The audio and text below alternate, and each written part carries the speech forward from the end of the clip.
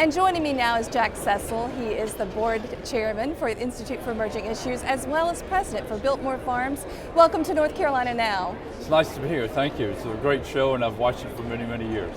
We are so excited to talk about the new theme for the Emerging Issues, Innovation Reconstructed. Talk about why this is an important theme for this time. Well, it's not really new. 30 years ago, the first forum, hosted by then Governor Hunt and Chancellor Bruce Polton of North Carolina State University, it was all about innovation and competitiveness for the state of North Carolina.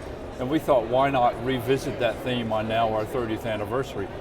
Really, the basic concept is if the state and all the citizens in our companies aren't creative and aren't innovative all the time, we will lose out. And then therefore the citizens of the state won't have an opportunity to be gainfully employed and earn enough income for their families. So it's really revisiting an old concept, but it's also trying to encourage us to be thoughtful about the future and how can we have a place in the future of for the country of North Carolina.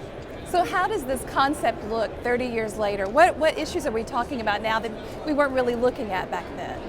I think now it's just the speed of change and how quickly things move on. And 30 years ago was really, we're a tobacco, textile, sort of agrarian state, and how do we jump into the manufacturing, and how do we move into the unknown word of biotechnology, and how do you capture and take advantage of the universities?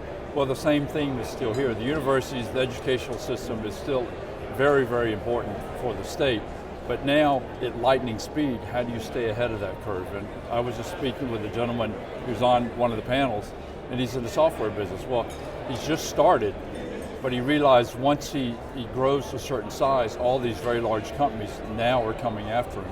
He says, how can I stay innovative? How can I be creative? And how can I stay ahead of that curve? You want to be out on the razor's edge, but you don't want to be cut. You want to stay there, and you just always have to keep in the forward momentum. What are you looking forward to most for participants to hear while they're here? Personally, I hope the participants realize that we have a great state in which to live and to grow a company and raise a family.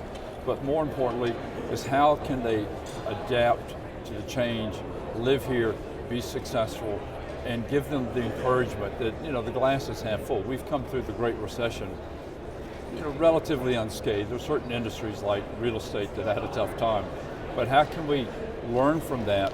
How can we sort of shepherd all of the intellect in the state and to create prosperity all across the state, all through 100 counties? Because there's a real issue between the rural and the urban counties, and the rural section of the state needs some help desperately.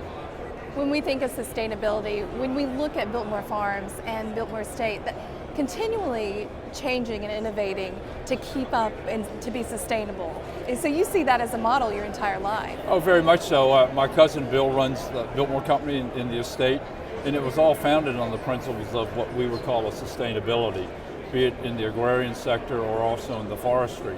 And he's really pushed that to a nice element right now and taken really good care of the house and the property. And my father and myself at Biltmore Farms have taken a different approach where we sort of tie into the community. And we think the sustainability and environmental stewardship is very, very important. So between the two of us, it's not resting on our laurels, but it's taking the history, the past of the family and innovating and being creative and projecting that into the future. So we're both doing some pretty innovative, creative things in the office. Jack Cecil, thank you so much for joining us on North Carolina Now. Thank you very much. Nice having you this morning.